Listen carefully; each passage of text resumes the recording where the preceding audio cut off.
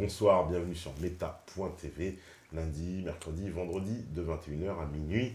Et comme d'habitude, un grand bonjour à la régie, grand bonjour aux modérateurs et grand bonjour à tous les métanautes connectés pour une soirée spéciale qui est sur le trône 2017 avec Adrien Abosi. Bonsoir Adrien. Bonsoir Topa. Bah écoute Adrien, le public te connaît, je pense, largement bien, sur Meta.tv. Voilà, donc avocat, conférencier, voilà. Je confesse. Tu confesses. En plus, tu as un ouvrage en cours aussi. Parce Il arrive bientôt. Voilà, on y arrive bientôt. Je dis ça pour crever l'abcès d'entrée parce qu'on va beaucoup de vous poser la question, j'imagine, plus tard. Donc, c'est en cours, ça arrive. Si Dieu le veut, au mois d'avril. Voilà. Bon, c'est lui qui décide. C'est lui qui décide. Bon, ainsi que du reste, d'ailleurs. Bah écoute, on a... Voilà, comme moi, tu suis cette campagne présidentielle française, j'imagine, avec attention. Et c'est, on va dire, tous ces rebondissements. Alors, Marine Le Pen caracole en tête des sondages depuis maintenant plusieurs mois. Tant mieux. On n'arrive pas... en fait, on voit bien qu'elle se détache clairement des autres candidats. Alors, on nous vend... Macron. Oui. Ah, ça, je crois que c'est le bon terme. On nous le vend. Oui. On nous le vend. Alors, dans la catégorie hologramme, inconsistant, vide, enfin tu vois, c'est... Alors Macron, moi j'ai une expression, je dis que c'est un OCM, un organisme créé médiatiquement. Oui, c'est pas bête. Oui, tout à fait. Et est-ce que ça va vraiment prendre cette bulle Macron? Je n'y crois pas une seconde. Ouais. La bulle Macron, je n'y crois pas une seconde. Sincèrement, s'il fait plus de 15%, je suis très surpris. On voit vraiment pas qui c'est resté. Quand je regarde à Macron ses discours sur YouTube, pas plus tard que hier soir, j'ai écouté son discours en Gironde. J'invite les gens à le voir. Ce qui est marrant, c'est au début, tu sais, on met des pseudo-militants. Oui. Je pense pas que ça existe véritablement. Ça a été débunké en plus cette affaire. Ouais. Je pense pas que ça existe vraiment. Moi, les vrais militants de Macron, c'est pas grave. Et donc, on met des vrais militants de Macron sur scène, le temps qu'il arrive. Et tu vois que les mecs eux-mêmes, ils y croient pas, ils font limite la gueule. Enfin, allez voir, c'est sur YouTube.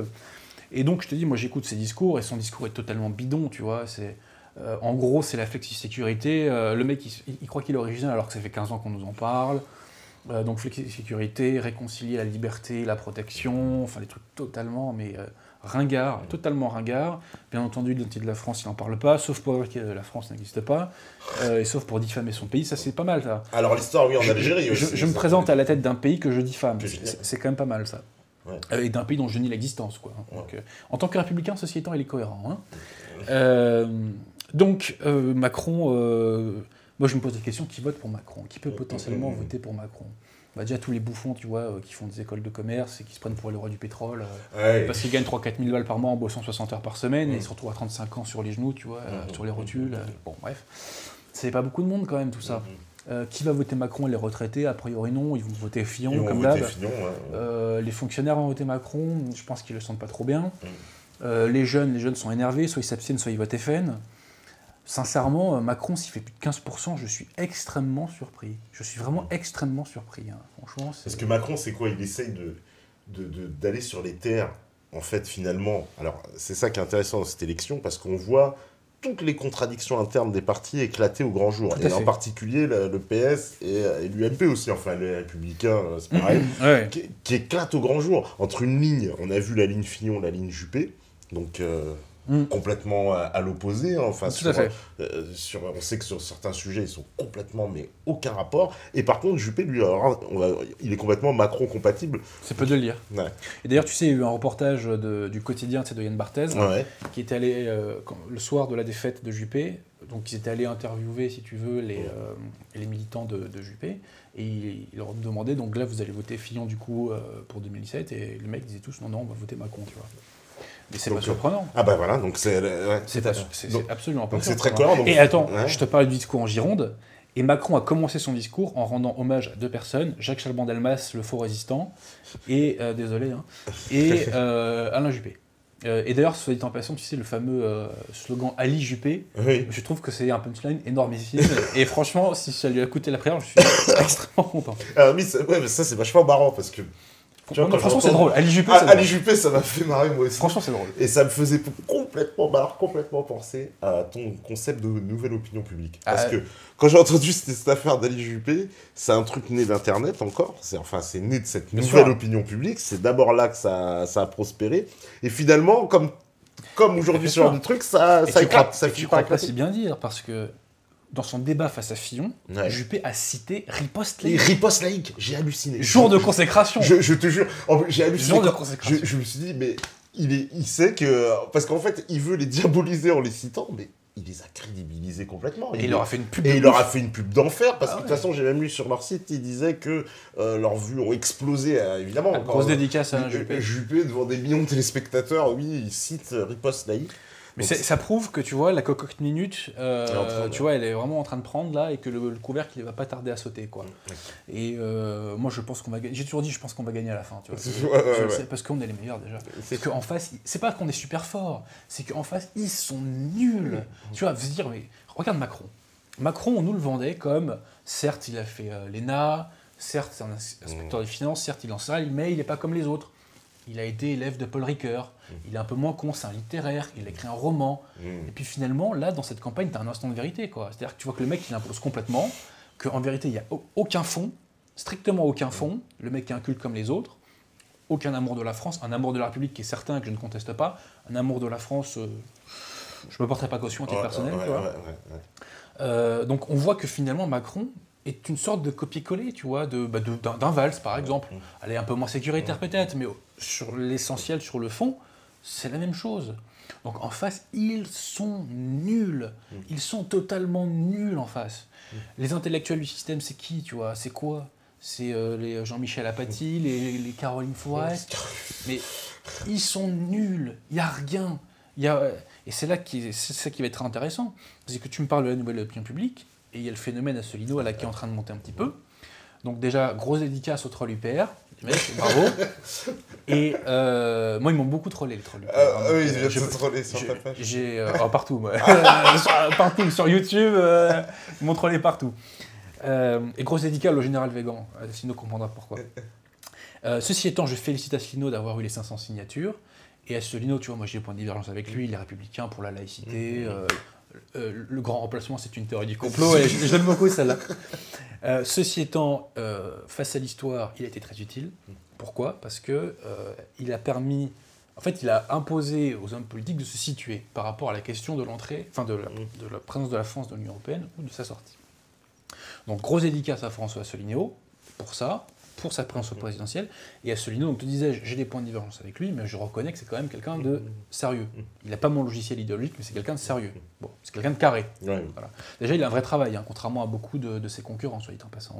C'est vrai. Parce que ministre, aujourd'hui, c'est un faux travail. On ne va pas nous la faire. Premier ministre, c'est un faux travail. Bon. Député européen, c'est un faux travail. Tu vas pas me dire qu'il travaille, ces gens-là. Ça se saurait. Clairement, en plus, Asselineau, il est dans la logique de ce que tu décris, c'est apporté par cette nouvelle opinion publique. Exactement. Et c'est ça qui est intéressant, c'est que là, on va commencer à voir la force de frappe électorale de la nouvelle opinion publique. Alors, soit dit en passant, la nouvelle opinion publique aussi, on la voit avec le FN, puisque le FN est énormément porté par la nouvelle opinion publique, qu'il en ait conscience ou pas.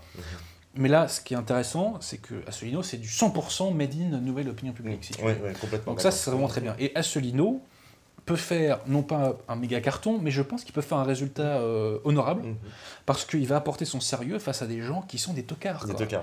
Mais vraiment, qui sont des Il va ramener en plus le débat sur l'Union européenne, c'est intéressant, parce que, pour le coup, là, on va avoir un vrai débat sur l'Union européenne en France. Et c'est d'autant plus intéressant que dans cette campagne, on ne parle de rien. Ouais. Tu sais, quand je suivais la campagne électorale aux États-Unis, le débat c'était qui a le plus violé entre Bill Clinton et Donald Trump. C'était ça. Je me suis dit, putain, les mecs, ils sont au niveau quel niveau? Mais en France, on ne parle strictement de rien. On a parlé de Pénélope pendant un mois, c'est strictement inintéressant. Là, il paraît qu'il y a une nouvelle casserole pour Fillon. Avec ses costumes, C'est-à-dire que des milliardaires achètent des costumes à des gens, qu'est-ce qu'on en a à foutre? Mais objectivement. Moi, si on m'achète un costume demain, qu'est-ce qu'on... Non, mais c'est bidon, franchement, c'est bidon. Moi, j'étais dans la musique, les gens, ils m'offraient les vêtements. Je te le dis, quand t'es signé en maison de disque, et t'es machin, les vêtements, on me les offrait, quoi. Il n'y a rien de choquant, c'est normal, vous êtes... Bien sûr. C'est comme ça. Alors, j'imagine, au niveau de Fillon, j'ose même pas imaginer les vêtements qu'on lui offre, c'est comme ça. Mais ceci étant, c'est intéressant, parce que ça démontre bien qu'il y a une volonté de le pourrir à tout prix. Oui, Parce que si les mecs, ils s'en sont réduits à ça, petite parenthèse...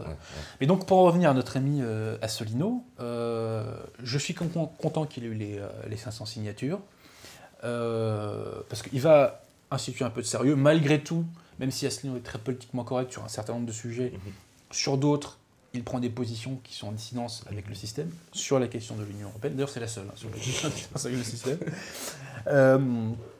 Et voilà, ça sera intéressant. On va voir la force de frappe, on va voir la réaction des médias à sa présence, parce qu'on va bien voir leur mauvaise foi, leur fourberie. Ah bah là, on commence déjà, ça commence déjà en peu de temps. Là, j'ai vu Patrick Cohen, j'ai vu Caroline Fourest sur BFM. Oui, très méprisant. Oh, très méprisant. Elle est mais c'est détestable. Alors que bon, tu vois, Asselineau, quand même, il éclate intellectuellement, Caroline Fourest. Ah bah, oui, voilà, il n'est pas... c'est pas où on être à penser, mais il faut être intellectuellement honnête. Et s'il fait un débat, il lui met une fessée, je pense.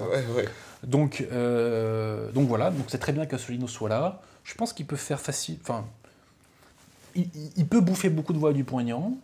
Il peut bouffer des voix à Mélenchon aussi, d'ailleurs, soit dit en passant. Au FN, un petit peu aussi, mais je pense sincèrement, un électeur FN, je ne le vois pas aller voter Asselineau parce que l'immigration joue quand même beaucoup dans l'Union européenne joue, mais l'immigration, ça pèse quand même plus lourd.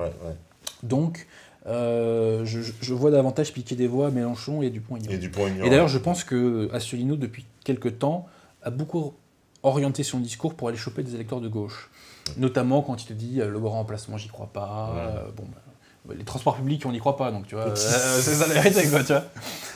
Tu vois, moi, quand je vais à Métaté, c'est moi le grand remplacement, tu vois ce que je veux dire. Voilà, il se passe quoi, là Bref. Mais il refuse...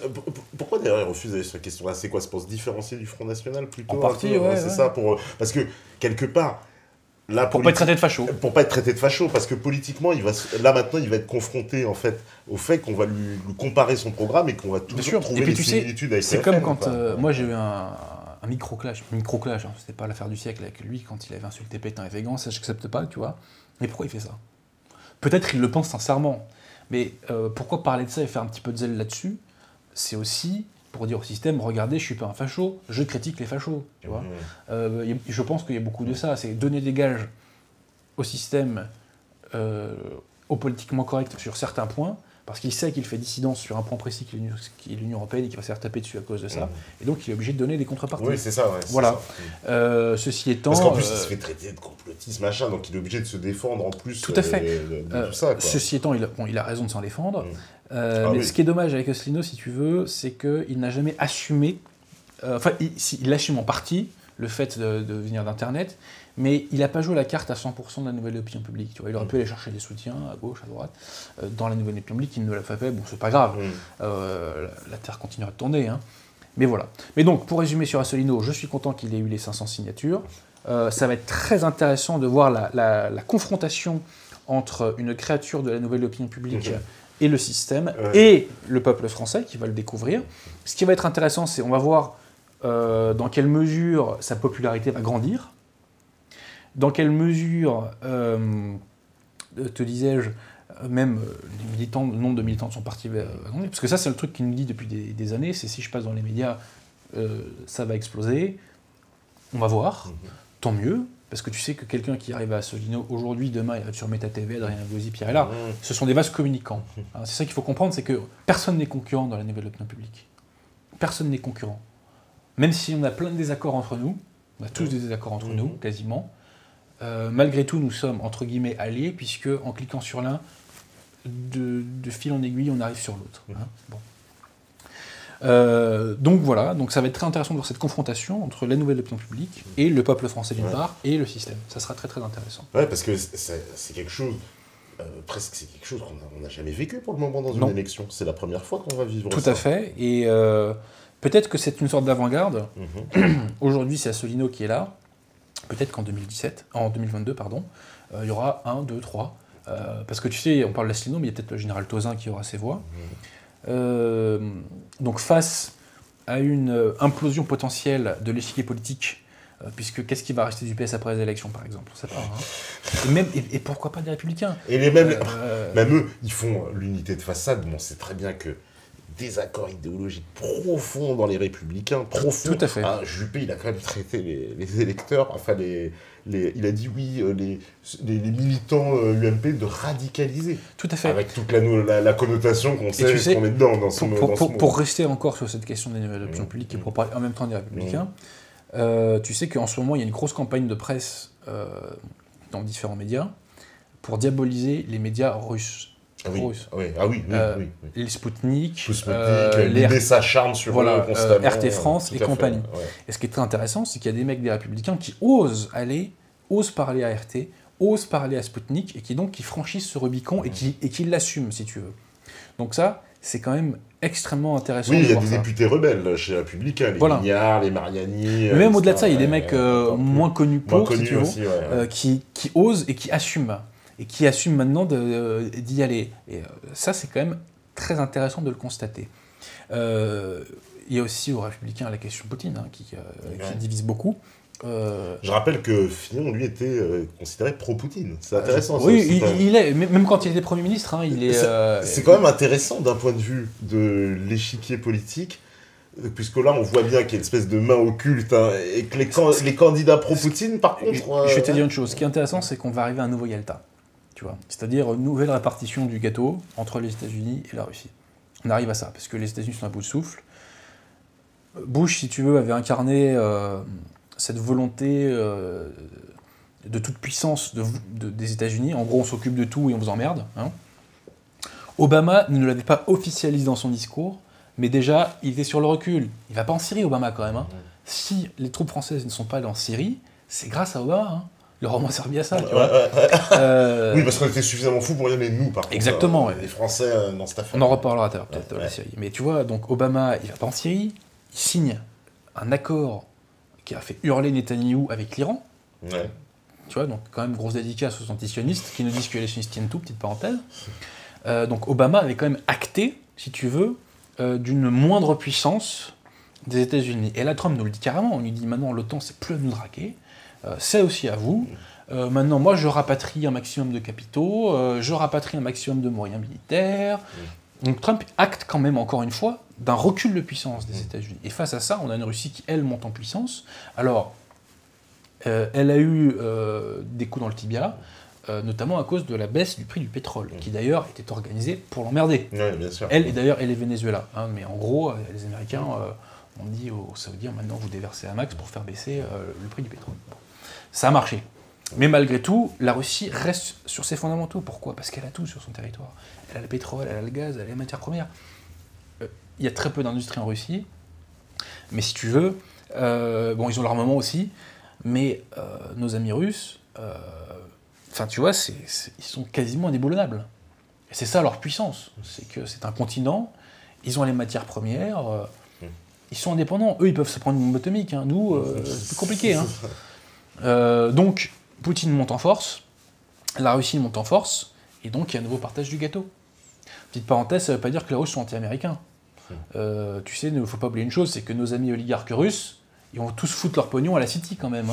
Donc les choses sont beaucoup plus complexes. Et pendant que nous, abrutis d'Européens, on fait les sanctions à la Russie, le commerce extérieur augmente entre les États-Unis et la Russie. Et la Russie, oui.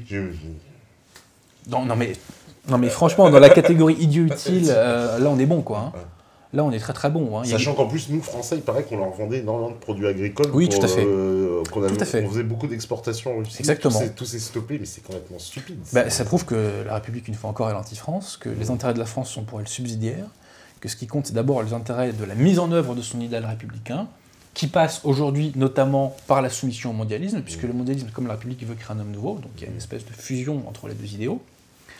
Et voilà, donc on n'est pas très surpris. Mais est-ce qu'il y a une... Alors, tout à l'heure, justement, pour continuer aussi sur Macron et Fillon, parce que ce qu'on remarque, c'est que quelque part, en évinçant Fillon on va dire, de l'échiquier politique, Marine Le Pen, on lui tape dessus, ça c'est régulier. Elle a l'habitude. Voilà, elle a l'habitude, on va dire. Celui à qui on fait une voix royale, par contre, dans les médias, c'est Macron, mais de façon... Mais c'est presque indécent, quoi, parce qu'on fait des reportages sur lui toute la journée. Bien sûr. Et tu sais, c'est comme la Constitution européenne, c'est-à-dire qu'à force de trop gaver, il va y avoir un vomissement. Et il va y avoir un effet inverse. Et je te dis, Macron, franchement, il fait plus de 15%, je me pose des questions sur le peuple français. Sincèrement. Et puis tu vois quand même le système à bout de course, parce que je comprendrais que si Macron était un mec particulièrement charismatique, particulièrement cultivé, qu'il avait vraiment une vision de la France, je comprendrais qu'on prenne à ça, je comprendrais cette propagande, je comprendrais la fascination des journalistes. Là, c'est quand même une fascination sur un fond de vide. C'est extrêmement inquiétant. Et ça prouve que la nomenclature républicaine, elle est au bord du gouffre, là. Ouais. Si c'est plus que ça que vous avez à nous vendre, c'est que les mecs, ils sont terminés. Ouais, parce que là, ils sont terminés. Il a tous les appuis de tous les patrons du CAC 40, de on va dire, tous les grands patrons de presse qui sont tous derrière lui. Tout à fait, il y a aujourd'hui des hommes politiques qui le rejoignent, ça va quand même de Robert Hue à Alain Madelin. Donc, oui. Ça veut plus rien dire du tout, quoi, parce que Robert Hue, Alain Madelin, alors pour ceux qui ne connaissent pas, Robert Hue, ancien secrétaire général du Parti communiste. Le BG Robert Hue. Et Alain Madelin, accessoirement, quelqu'un qui a pu faire un parcours plutôt à droite, au GUD, etc., qui était après... tout à fait, mais bon, voilà, c'est un peu quand même les opposés, quoi. Oui, tout à fait. Ça prouve bien que, si tu veux, les mots n'ont plus leur sens en politique, et que cet échiquier politique officiel est en train de devenir un grand n'importe quoi. Pourquoi ? Parce que les choses sont faussées, parce qu'il n'y a pas de véritable clivage gauche-droite dans l'échiquier politique. Il n'est pas clairement établi. Tu vois. Donc, effectivement, c'est une sorte de gros n'importe quoi, de grand gloubi-boulga. On peut trouver des figures de droite, Philippe de Villiers, Marion Maréchal Le Pen, tu vois, des gens comme ça. Mais globalement, notre échiquier politique n'est plus que à gauche, si tu veux. Il y a une surrépublicanisation qui, malheureusement, a d'ailleurs un peu irradié sur le FN, de la République, malheureusement. Il y a une surgauchisation de ça. Mais, parallèlement, il y a le mouvement inverse dans le peuple qui, lui, se surdroitise. Partout. Tout le monde se droitise quasiment dans la société française. Monsieur Juppé te dirait qu'on se radicalise. Hein, voilà. Bien sûr, voilà. Non, monsieur Juppé, on se francise. On se radicalise pas, on se francise. Il y a un mouvement de refrancisation qui est lent, qui est plus ou moins conscient en fonction des strates de la population, et qui est là. Donc on a un grand gloubi-boulga, puisqu'on a un échiquier politique qui est quasiment 100% de gauche, et on a un peuple français qui n'est pas 100% de droite, mais qui se droitise progressivement, tu vois. On est très très loin de la droite de Jacques Chirac aujourd'hui, tu vois, au niveau de l'opinion, je te parle même pas au niveau de la personne, mais au niveau de l'opinion, tu vois, on est très très loin de ça. Très loin. D'ailleurs, petite parenthèse, mais pour aller dans ton sens, c'est que Juppé, quand on lui présentait, je sais pas si tu te rappelles, dans une émission, oui, tout à fait. Voilà, on lui présente le programme du RPR de 1990, il assume pas du tout. Il baisse son fut. Il baisse son fut. Littéralement. Totalement. Donc voilà. Donc je suis très content qu'il ait perdu. Voilà. Je suis très content que tu aies perdu, Juppé. Voilà. Parce que ça, Juppé, il symbolise bien vraiment ce clivage dans la droite. Parce que les électeurs qui disent s'être radicalisés, finalement, comme tu me dis, ils se droitisent. Est-ce que finalement, on n'est pas dans une configuration aussi, cette droite, finalement, elle se droitise, et cette gauche, elle se gauchise. Et c'est pour ça aussi qu'elle rejette les centristes Macron. La gauche se gauchise au niveau de l'appareil. Au niveau du peuple, je ne le crois pas. Moi, je pense que les gens de gauche, dans les années à venir, ils vont surtout baisser les yeux. Parce qu'ils se rendent compte de la faillite du monde qu'ils ont préconisé. Ils se rendent compte de la faillite... Enfin, je te parle pas des puceaux du réel, ça c'est une autre catégorie. Hein. Eux, ils sont inguérissables. Sauf grâce du bon Dieu, et rien à faire. Mais les gens de gauche, moi je connais, ma famille vient de gauche quasiment pour l'essentiel, tu vois, j'ai pas grandi autour de gens de droite, moi quasiment. Hein. Bon, ce sont des gens qui vont baisser les yeux, puisque l'abolition des frontières, on voit ce que ça donne, le multiculturalisme, on voit ce que ça donne, la laïcité, on voit ce que ça donne. Ce sont des gens qui constatent la faillite de tout ce qu'ils nous ont vendu depuis des années. Donc, même eux ne croient plus leur baratin. Il y en a, on trouve toujours, à l'extrême gauche notamment, tu vois, mais bon. D'ailleurs, je la trouve très silencieuse, l'extrême gauche, moi, dorénavant. On l'entend beaucoup moins qu'avant, les médias peut-être lui donnent moins le micro aussi, ça joue sans doute. Mais qu'est-ce qu'ils ont à dire ? Qu'est-ce que l'extrême gauche a à nous dire sur le terrorisme ? Plus rien, c'est ça. Sur le multiculturalisme, vous y croyez encore les mecs, mais vous êtes les derniers. Hein. Vous êtes les derniers. Tu sais, il y a une jeune fille qui a fait le buzz là récemment, une fille de Sciences Po qui a fait on a passé un rap... Un espèce de rap slam contre le FN. Je lui dis, mais tu sors dans la rue de temps en temps, toi tu crois vraiment à toutes les conneries que tu racontes, là Donc, tu as Sciences Po qui est l'avant-garde, si tu veux, qui vont faire de la surenchère. Tu sais, c'est comme ça toujours. Hein. Quand les mecs sont au bord du gouffre, ils font de la surenchère, tu vois. Hein. L'Union soviétique va pas, il faut plus d'Union soviétique, tu vois. Bon, eux, ils font de la surenchère, mais à la base, les gens sont extrêmement désillusionnés. Et il va y avoir une montée en puissance de la droite dans les années à venir. Et autant je vise la destruction politique de la gauche, mais je vise encore plus, c'est beaucoup plus important, la destruction de la gauche dans la tête des gens. Hein ? Parce que tu vois, c'est bien de nous parler des lobbies ceci, des trucs cela. Le problème de fond en France, c'est que tu as quand même des millions de gens, voire des dizaines de millions de gens qui sont spontanément Charlie, qui sont spontanément laïcards. On peut parler par exemple de gauche idéologique, parce que des gens qui votent des fois même à droite, voilà, ils vont voter Juppé, ils sont à gauche idéologiquement. Mais bien entendu, tu vois, les gens qui sont spontanément pro-avortement, qui sont spontanément pro-laïcité, tout ce que je combats, tu vois, tout ce que la droite a toujours combattu, tout ce que la France a toujours combattu, d'ailleurs, soit dit en passant. Donc, ce qui est très intéressant, c'est que le clivage gauche-droite n'existe plus dans l'échiquier politique, mais qu'il est en train de ressusciter dans la nouvelle opinion publique, tu vois. Justement, tu vois. Moi, on m'oppose souvent à Asselineau, à Pierre-Yves Rougeron. De mon côté, on pourrait mettre des gens comme Julien Rochdy. Dans un autre genre, Romain Guérin ou Daniel Conversano. À gauche, tu pourrais mettre aussi Alain Soral. À droite, tu pourrais mettre Pierre Hilard. Tu pourrais mettre Louis-Hubert Rémy. À gauche, tu pourrais mettre aussi Étienne Chouard. Je te fais un peu dans le désordre. Non, mais c'est ça. Je te la fais un petit peu dans le désordre, un peu, voilà. Mais donc, je te dis, donc à gauche, tu mets, donc on reprend, donc tu prends du Asselineau, du Pierre-Yves Rougeron. Je dis pas ça péjorativement, du Alain Soral. Même s'ils sont très différents les uns entre les autres. Ils sont très différents les uns entre les autres. Je n'assimile pas les uns aux autres. Ils sont tous un discours extrêmement différent, extrêmement singulier. Et à droite, du Pierre Hilard, du Adrien Abozy, de Louis-Hubert Rémy, du Romain Guérin. J'oublie les noms là parce que j'ai pas médité ce sujet-là, mais en tout cas, on voit le clivage qui est en train de renaître. Et c'est extrêmement intéressant. Et c'est l'avenir des choses, parce qu'aujourd'hui, quand tu as envie de réfléchir, tu n'allumes pas France Culture. À la limite, tu allumes Radio Courtoisie, tu vois. Mais d'ailleurs, on met Henri de Lesquen à droite. Mais aujourd'hui, tu as envie de réfléchir, tu as envie de faire du bien à ton cerveau, tu vas sur Internet. Bon, l'idéal, c'est d'aller lire quand même. Hein. Moi, je suis un ami des livres, hein, donc tu vois, bon. Mais l'avenir, c'est nous. L'avenir, c'est nous. On va les défoncer. Hein, voilà. Cette nomenclature républicaine, franchement, si elle tient encore plus de 10 ans, bon, déjà, ça prouve que moi, j'ai foiré mon coup. Hein, voilà. Je serais très surpris. Hein. Sauf ça va plus vite qu'on le pense, c'est vrai. Alors, sauf coup d'état militaire, où là, bon, ça serait autre chose. Mais effectivement, la banquise craquelle beaucoup plus qu'on le croit. Tu sais, ça fait rigoler mes proches qui me connaissent depuis des années. Mais on me reconnaît dans la rue. Mais même moi, ça me fait sourire, tu vois. Puisque bon, moi, quand je me regarde dans la glace tous les matins, je me dis, t'es un cador, tu vois. Bon, bref.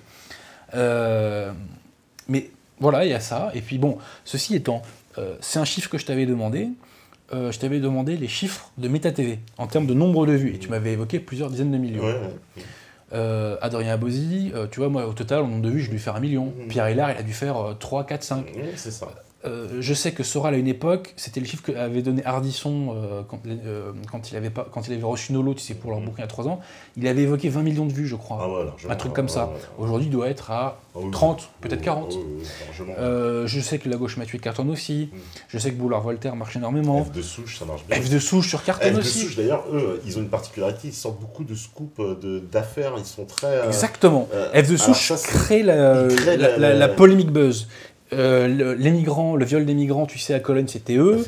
Black M, c'était eux en partie aussi. Donc, ils en ont fait plusieurs. Il y a même un autre truc. Alors là, il lâche les boules puantes. Donc, grosse dédicace à F de Souche. Et il y avait un truc, moi, j'ai vu aussi sur F de Souche, justement, tiens, vraiment dans le sujet de nouvelle opinion publique, c'était Valls, pendant la primaire, qui avait sorti une info qu'il avait prise sur F de Souche. Et que le lendemain, d'ailleurs, tous les mecs de l'équipe de Hamon se sont offusqués en disant « Oui, Valls, il va chercher les infos sur les sites de fachos, etc. » Parce qu'ils avaient sorti l'info avec la photo où on voyait un des... Alexis quelque chose, je me rappelle plus son nom, je sais plus si c'est Alexis, en fait, c'est un des... un pote de Mélenchon, là. Alors, non, c'est pas le pote de Mélenchon, c'est un des porte-parole de Benoît Hamon, qui va coquiner avec les frères musulmans et qui fait des photos. Et donc, ces photos-là, elles ont été sorties par F de Souche.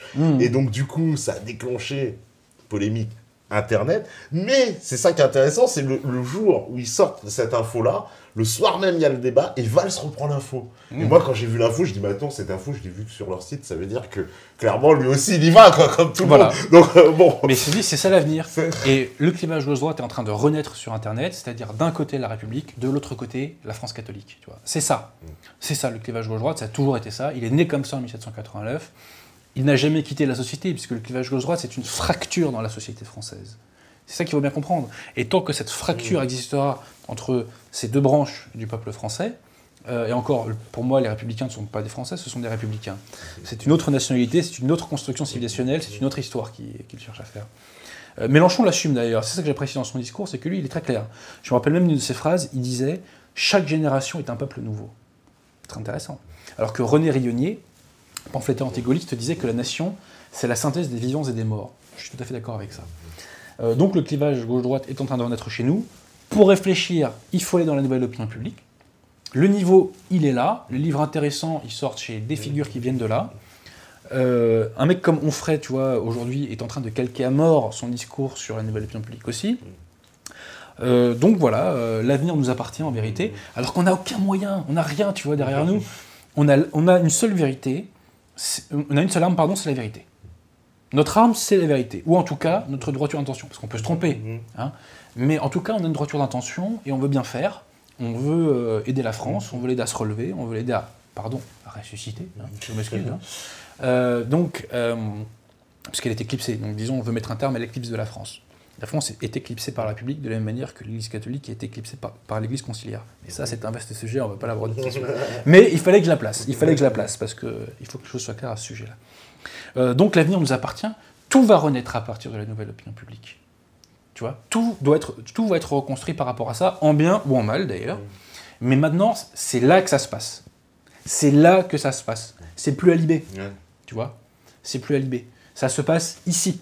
Mais quelque part, en plus, là, dans ce que tu expliques, demain, on se retrouve dans cette configuration, justement, avec cette nouvelle opinion publique qui, cette fois, est celle qui maîtrise les médias. Moi, je me contenterais mieux, justement, même si je ne pourrais pas être dans le camp idéologique peut-être des autres, mais les gens que tu as cités, je m'en contenterais mieux, quoi. C'est-à-dire qu'il y aura plus de cohésion dans le pays, quand même, non? Si cette nouvelle opinion publique, elle arrive, où elle va être au... Parce que là, pour le moment, on a l'impression qu'il y a deux pays en France. Ça, mais il y a deux pays en France depuis 1789, et il y en a trois depuis à peu près quelques dizaines d'années. Il y a trois pays en France. Il y a 3 nations sur un seul sol en France. Il faut bien le comprendre. La France est en état de guerre civile depuis 1789. Mais bon, ça on en reparlera avec mon bouquin. On en reparlera avec mon bouquin. En fait, tu sais, je vais te dire une chose. En vérité, la France ne sera pas plus unie et plus apaisée. Parce que ce clivage gauche-droite, il est inconciliable. C'est le bien et le mal, tu vois. On ne peut pas les concilier. Bon, c'est mon point de vue à moi. Hein. Les gens de gauche considèrent qu'ils sont le bien, sans doute. Pas de problème, c'est de bonne guerre.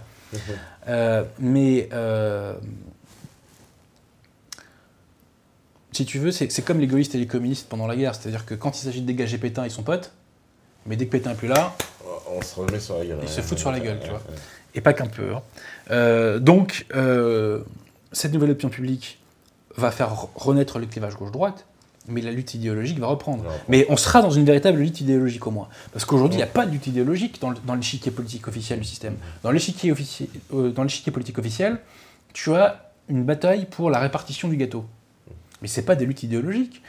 Alors demain au moins, on sera dans un combat beaucoup plus honnête, beaucoup plus franc, beaucoup plus clair, beaucoup plus intéressant, beaucoup plus passionnant, de lutte idéologique entre une république ressuscitée d'une façon différente, qui offre un nouveau visage, et une France catholique ressuscitée elle aussi, avec des Pierre Hillard, des Adrien Bauzy, des Romain Guérin, et des nouvelles figures qui ne manqueront pas d'émerger.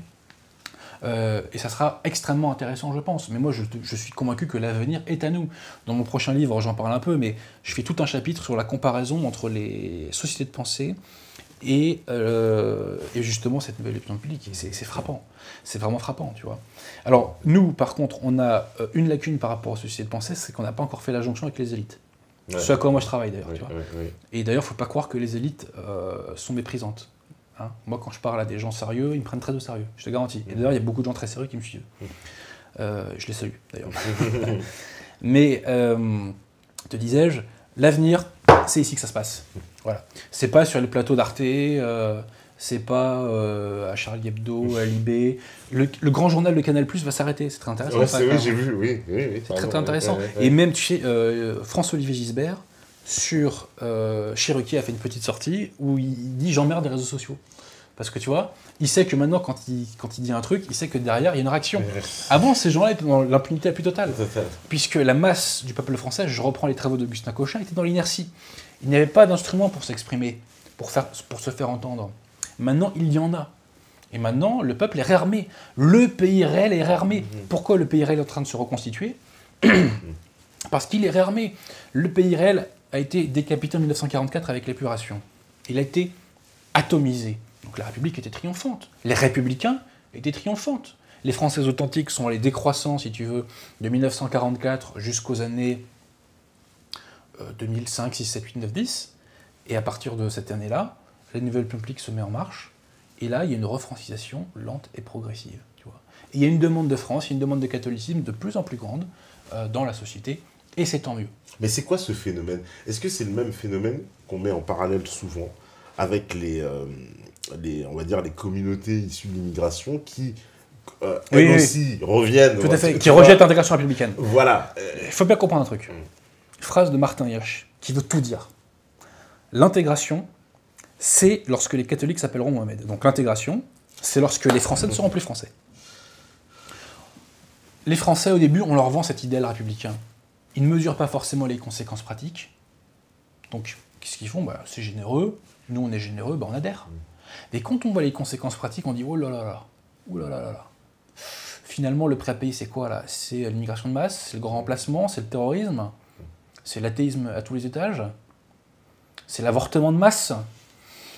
Finalement, cette société commence à devenir un petit peu ignoble, donc on va aller vers autre chose. Alors, les plus de 50 ans, par contre, eux, globalement, on oublie, hein.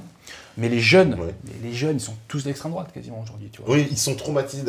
Franchement, que tu un jeune de gauche, c'est une baltringue aujourd'hui, tu vois. Ils ont donné des chiffres, c'est les 18-25 ans, 40% quasiment envisageaient de fraude. C'est pas surprenant. 40%. Ils sont, c'est jamais arrivé dans l'histoire. Tu vois, t'as ce mouvement de fond, et par rapport à... Et en plus de ça, t'as des gens qui, entre guillemets, au bon sens du terme, soufflent sur les braises, des gens comme moi, je te citais Pierre Hélard, on pourrait en citer d'autres, qui disent aux gens, refrancisez-vous, recatholicisez-vous, redécouvrez l'histoire de votre pays, imbibez-vous de ses mœurs, de ses traditions, redevenez français. Être français, c'est une grâce du bon Dieu. Je le dis franchement, être français, c'est une grâce du bon Dieu.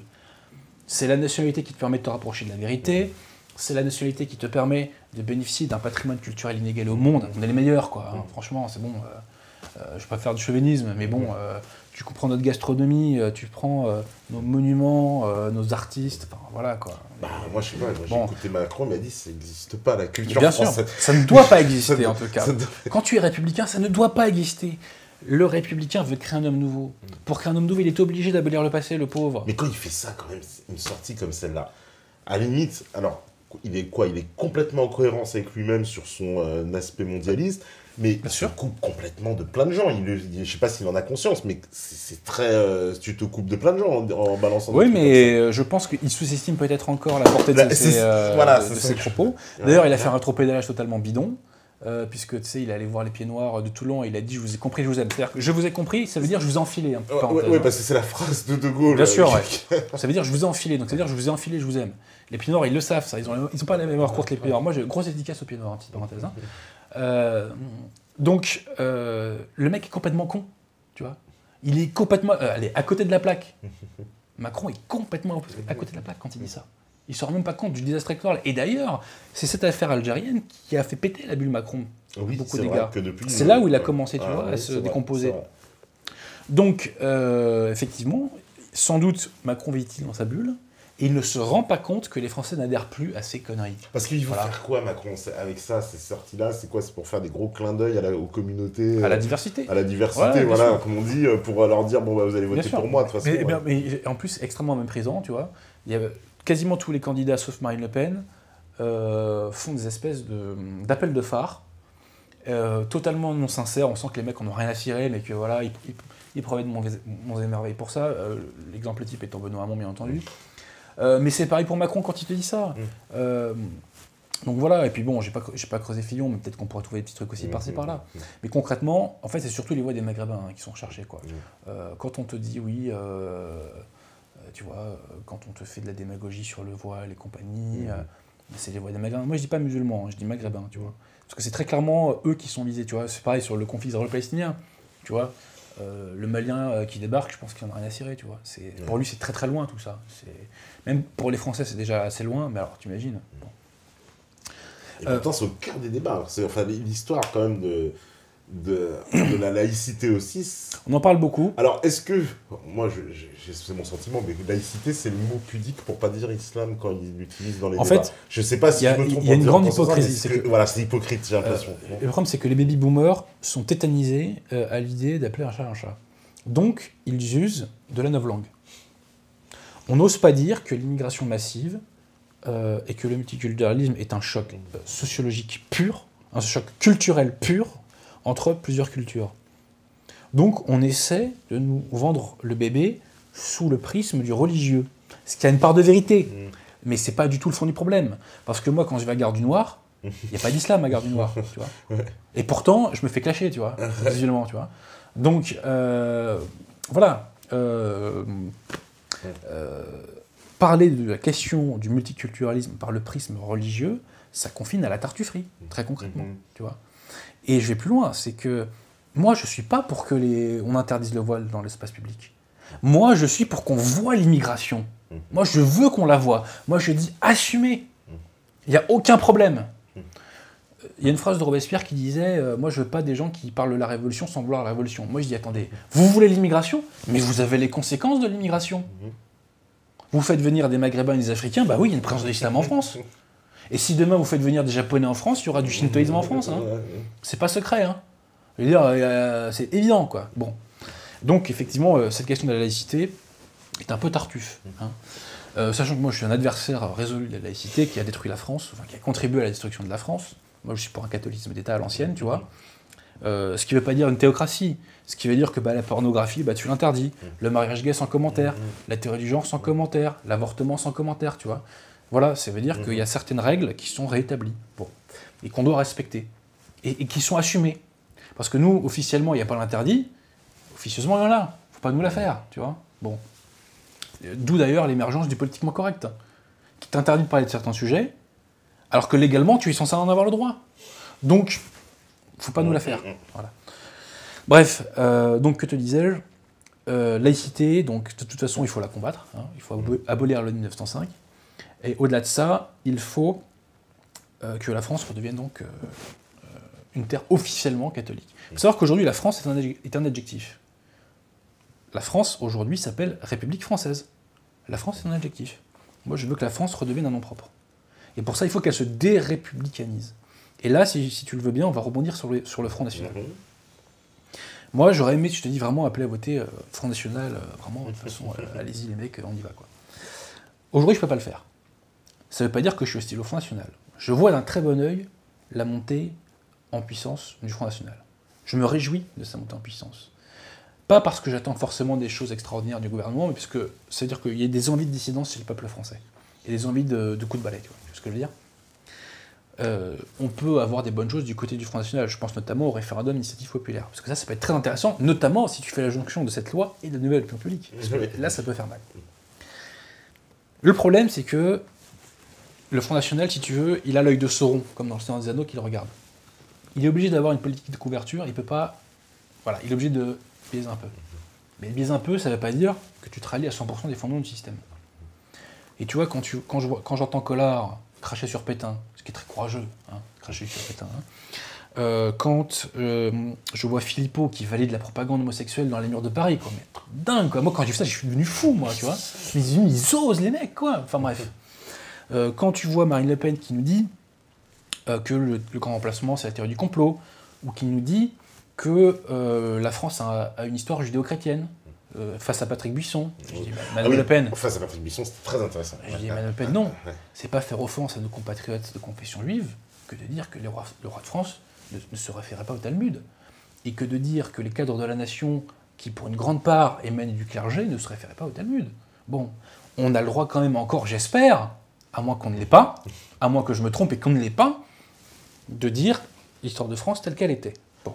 Nos ancêtres les Gaulois, c'est chaud, hein, je te le dis. Donc, la France a des racines catholiques, et c'est tout. Ce qui ne veut pas dire qu'il n'y a pas des minorités qui ont toujours vécu en France.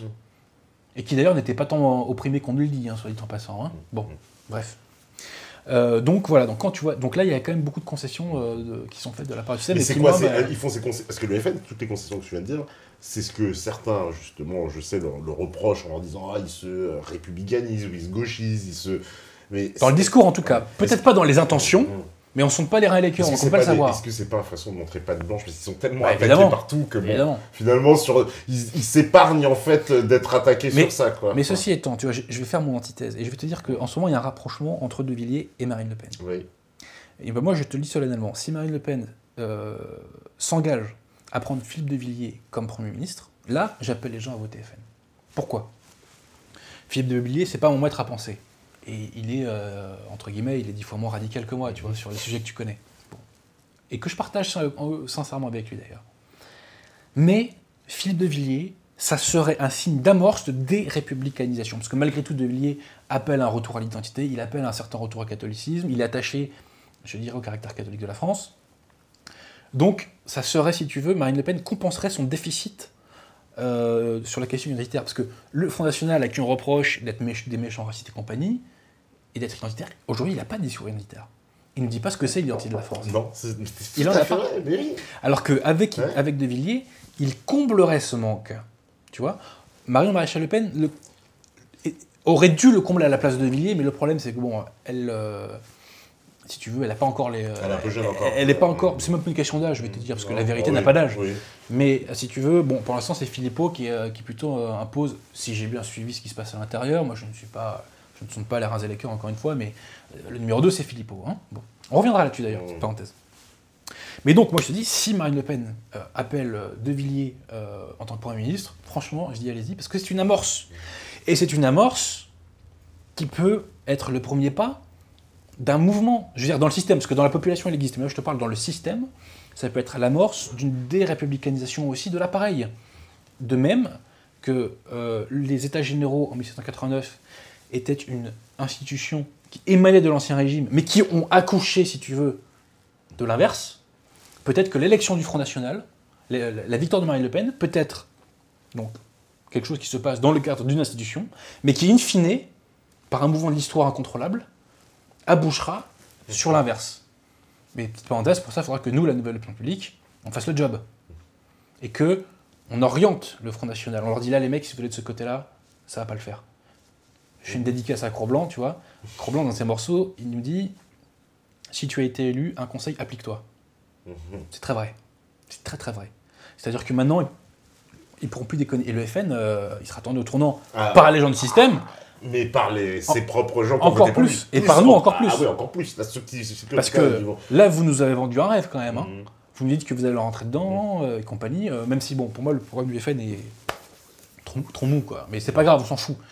C'est pas le problème.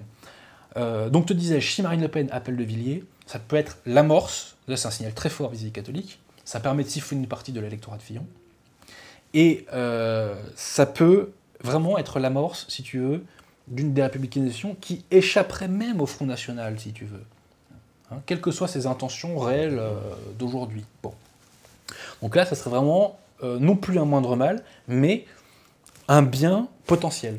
Je le dis franchement. Et donc moi, j'espère que Marine Le Pen aura l'intelligence politique d'appeler De Villiers. Alors, petite parenthèse. Un mec comme François Hollande a réussi à être élu président de la République. Il l'a été notamment parce qu'il a su concilier dans son parti des courants, non pas contraires, mais opposés. Ce qui n'est pas la même chose. Hein. Donc les nonistes et les ouïistes, par rapport à la Constitution européenne. Par rapport à la Constitution européenne. Aujourd'hui, au FN, tu as deux grands courants. Tu as le grand courant, le courant Philippot, qui en gros est très attaché essentiellement, uniquement, je dirais, à des questions économiques et sociales. Et tu as le courant, on va dire, Marion Maréchal Le Pen, je caricature, je schématise, mais qui est davantage enraciné et davantage identitaire. Okay. Ça correspond. La logique aurait voulu que, aujourd'hui, Philippot est vice-président du FN. La logique aurait voulu que Marion Maréchal Le Pen, alors peut-être qu'elle était trop jeune pour ça, je sais pas pourquoi ça s'est pas fait, mais la logique aurait voulu que elle devienne elle aussi vice-présidente du Front National, et qu'il y en ait deux. Actuellement, son mouvement est marginalisé. Ce n'est pas normal et c'est contre-productif. Et on est dans la logique de la plus grande erreur du FN pendant le quinquennat, qui lui coûtera peut-être la victoire, celui d'être passé à côté de la Manif pour tous, qui est une erreur historique. Parce que Fillon, c'est qui le soutient aujourd'hui, tu vois ? C'est sans qui est derrière Fillon ? Pour tous, tout à fait. Il y a les gens, exactement, mais tu vois, les gens qui sont allés au Trocadéro, c'est vrai. C'est ces gens-là. C'est vrai, c'est vrai. Et si ces gens-là étaient avec Marine Le Pen aujourd'hui, mais l'affaire serait pliée.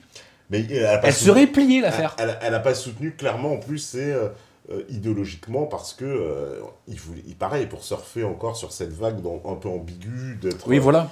Et voilà, puis, j'abolis... On n'est pas contre le mariage, mais on n'est pas pour, mais j'abolis... En fait, la position qui nous dit « j'abolis le mariage gay, mais j'en fais une union civile », même ce mariage-là, ce discours-là, moi, je ne l'accepte pas, puisque Même. Je vois pas pourquoi l'homosexualité devrait à tout prix devenir une norme. Pourquoi ? Moi, je veux bien, hein, il y a peut-être des choses qui m'ont échappé. Hein. Alors, ceci étant, en République, c'est cohérent, il n'y a pas de problème. Voilà, donc au final, ça revient au même.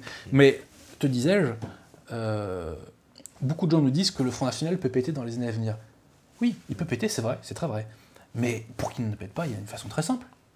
C'est que le courant qui est incarné aujourd'hui par Marion Maréchal Le Pen soit hissé, où on lui donne les prérogatives dont jouit aujourd'hui le courant de Philippot.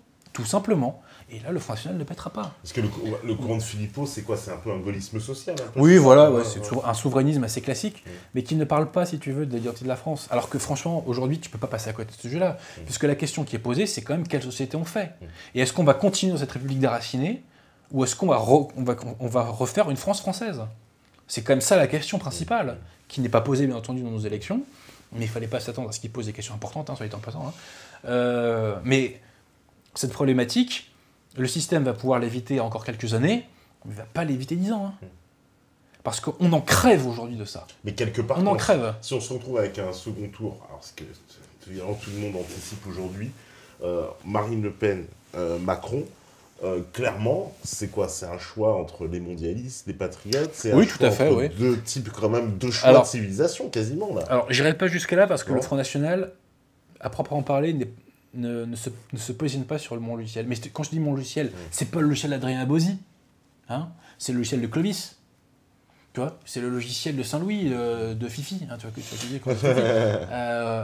c'est le logiciel français. Et il n'est pas encore à proprement parler là-dessus. L'honnêteté intellectuelle m'oblige à te le dire.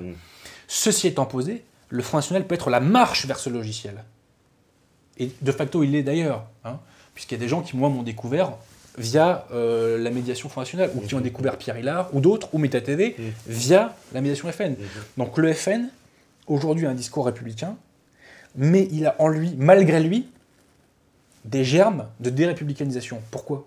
Parce que si tu veux faire la préférence nationale, tu t'opposes à l'esprit philosophique de la République. Pourquoi ? Parce que l'esprit philosophique de la République, c'est la Lumière. Les Lumières te disent, individus, vous tous, vous devez abdiquer vos singularités, mais si tu abdiques tes singularités, bah effectivement, il n'y a que des déracinés en face de toi, mais si tu fais la préférence nationale, tu resingularises et tu es obligé de discriminer au sens non péjoratif du terme, tu vois. Bien sûr, ouais. Tu es obligé de refaire des catégories. Et donc, discriminer, faire un tri, quoi. Voilà. Donc c'est contraire à l'esprit.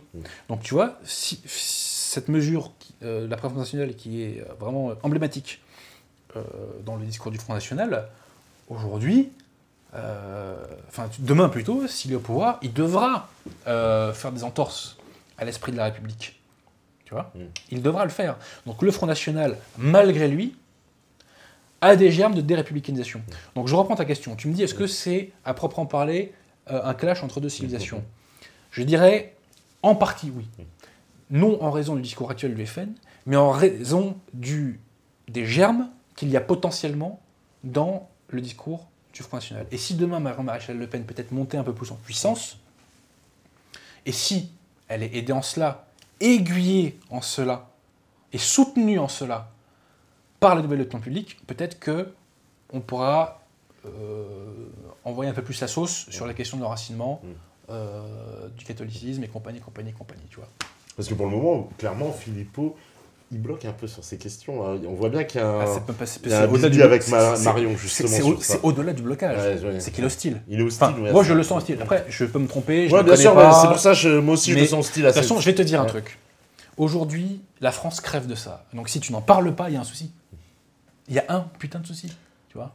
Parce que lui, Philippot, il a peur d'aller sur cette question identitaire parce qu'il pense quoi ? Peut-être qu'elle a pourri le Front National pendant longtemps. Non, mais il y va pas parce qu'il se sent pas concerné. Ah, peut-être tout simplement. Il est républicain.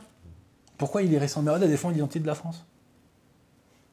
Quand tu es républicain, la dernière chose à faire, c'est de défendre l'identité de la France. La République s'acharne depuis 200 ans à la détruire. Tout son boulot, c'est ça. La décrédibilisation, c'était pour ça. L'immigration de masse, c'était pour ça. Le fait qu'on laisse partir tous nos jeunes aujourd'hui à l'étranger, c'est pour ça. L'avortement, c'est pour ça. La falsification de l'histoire, c'est pour ça. Quand tu es républicain, ton objectif numéro 1, c'est la destruction de l'identité de la France. Parce que la France doit devenir une république. C'est ça. Et quand je parle de République, je ne parle pas de la forme des institutions, je parle de l'esprit philosophique des institutions. Demain, si nous on prend le pouvoir, le roi n'étant pas revenu, on ferait une République. Mais une République enracinée, qui assumera l'héritage spirituel de la France. Tu vois ? Donc c'est pas la forme du gouvernement que je vise. Je vise l'esprit. Et je m'attaque à l'esprit. Et la République, c'est pas, comme des tocards nous disent, la défense du bien commun et compagnie. Non, ce n'est pas ça, la République, bande de guignols. Lisez l'histoire de France. Lisez les discours des uns et des autres. Lisez le traité sur l'éducation de Pelletier de Saint-Fargeau, que je surnomme moi Pelletier de Saint-Bargeau. Il nous dit clairement, je veux faire un nouveau peuple. Il écrit, je veux faire un nouveau peuple. Il faut faire un nouveau peuple. Tu vois ? Quand génération, c'est la fatigue, ça. Quand Mélenchon nous dit, chaque génération est un peuple nouveau, moi, ça me paraît clair. Hein. Moi, ça me paraît très clair, tu vois. Bon. C'est-à-dire, en fait, on peut se réinventer à chaque fois. C'est-à-dire, la France, c'est quelque chose qui se réinvente, quoi. Donc, tu vois, il n'y a plus de filiation. Il n'y a plus de filiation, nous ne sommes plus des héritiers. Bien, moi, je suis un héritier. Voilà. Moi, je suis un héritier spirituel, un héritier culturel, et je l'assume, je le revendique, et je me battrai pour transmettre. Mon combat, c'est la transmission, d'ailleurs. Hein, tu vois. C'est pour ça que je parle tant d'histoire. Et c'est pour ça que je vais parler davantage dans les années à venir de littérature et de plein d'autres trucs, parce que moi, je veux transmettre. Il faut transmettre, c'est notre devoir numéro 1 temporel, c'est la transmission, quoi. Spirituellement, le salut de l'âme, matériellement, la transmission, quoi. Donc, mon cher Tepa, voilà, donc Florian Philippot ne parle pas de l'identité de la France. Je suis pas dans sa tête, je sais pas ce qui s'y passe. Je veux surtout pas le juger gratuitement et lui faire des procès d'intention. Maintenant, moi, j'ai l'impression que c'est un républicain, et quand tu es républicain, l'identité de la France, tu veux la foutre à la poubelle. Et justement, alors avant la pause, aussi une dernière, est-ce que tu as vu l'intervention justement de Marine contre Patrick Buisson ? Oui, très intéressante. Très intéressante. Mais et ce que lui disait Patrick Buisson, c'est pourquoi vous n'êtes pas de droite et pourquoi vous n'assumez pas la racine catholique de la France. Tout à fait. C'était très intéressant comme question. C'était le fond du problème. Ouais. Malheureusement, et c'est là qu'elle m'a énormément déçu, Marine Le Pen. Elle n'a pas su répondre. D'habitude, on la connaît sous une combative. C'est la première fois que je la sens déstabilisée. Enfin, ça veut dire que quand on lui pose des vraies questions de fond, finalement, c'est là qu'il faut... Et habituellement, elle est des guignols face à elle aussi. Oui, c'est vrai. Oui. Mais ceci étant posé, elle peut se rattraper, comme je te l'ai dit, en appelant De Villiers en tant que Premier ministre. Et si elle fait ça, franchement, chapeau. Et là, j'appelle à voter pour le front direct. D'accord. Bon, on va faire la pause. Si la régie, elle est prête, magnifique, elle est prête, voilà, vous restez connectés sur meta.tv. On revient tout de suite. À vous la régie.